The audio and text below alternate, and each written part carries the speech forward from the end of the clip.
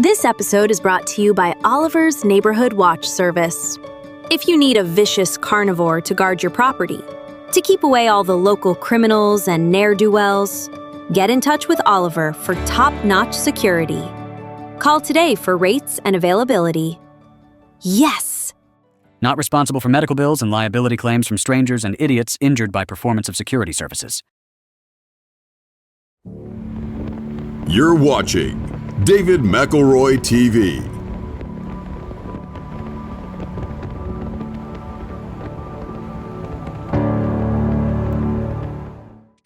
There was nothing particularly wrong with the place. The lights were bright.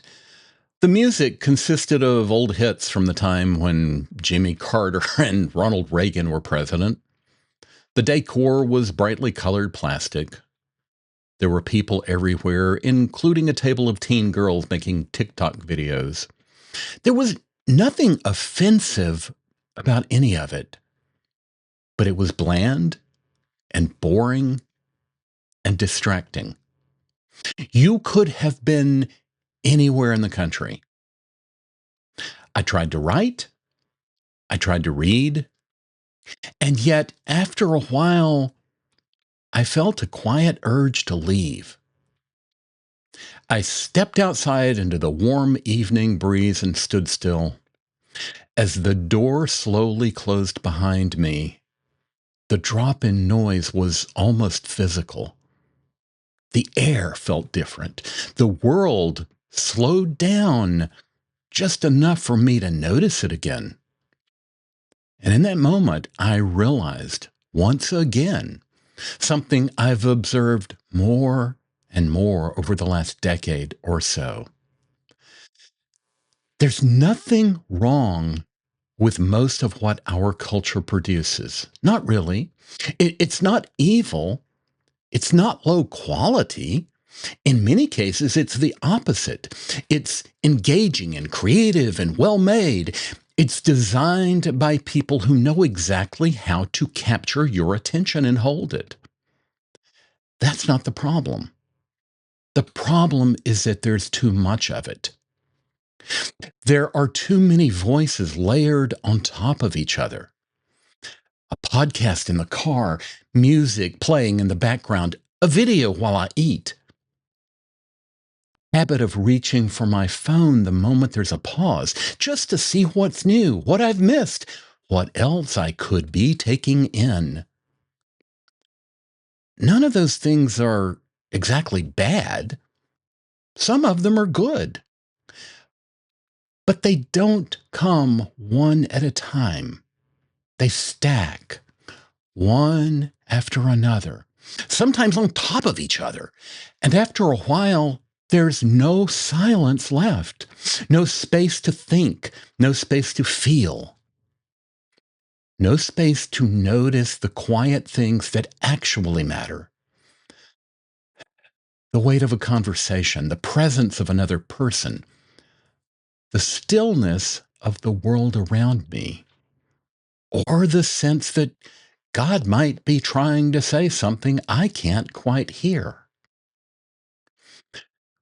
When something feels off in our lives, the culture offers a simple answer.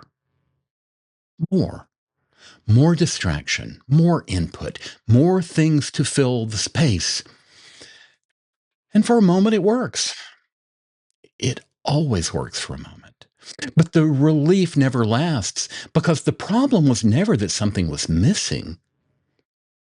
It was that too much was already there.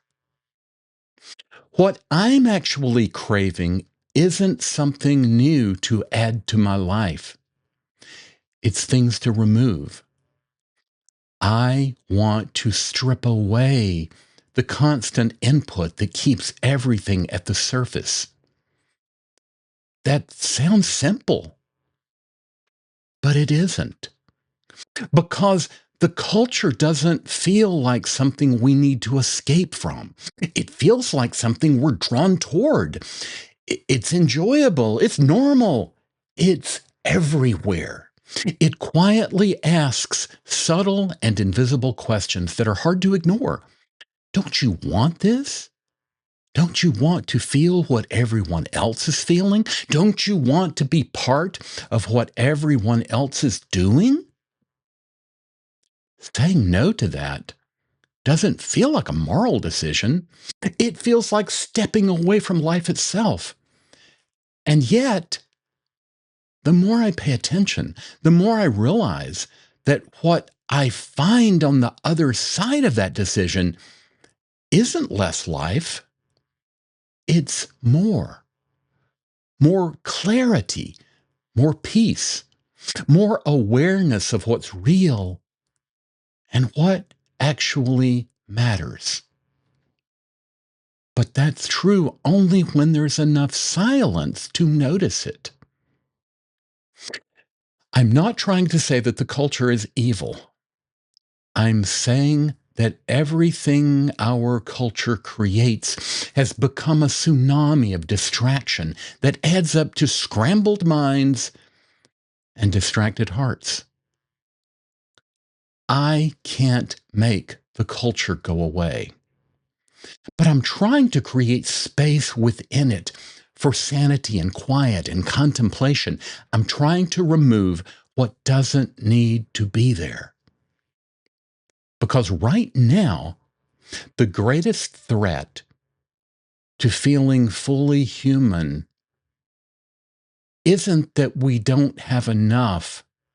It's that we have so much that we can't hear or feel much of anything that matters. And the only way I know to change that isn't by adding something new. It's by having the discipline to remove things that distract us from what really matters. If you'd like to get in touch with David, please send praise, money, and marriage proposals to David McElroy at mac.com. If you have a complaint or some other form of criticism, keep it to yourself.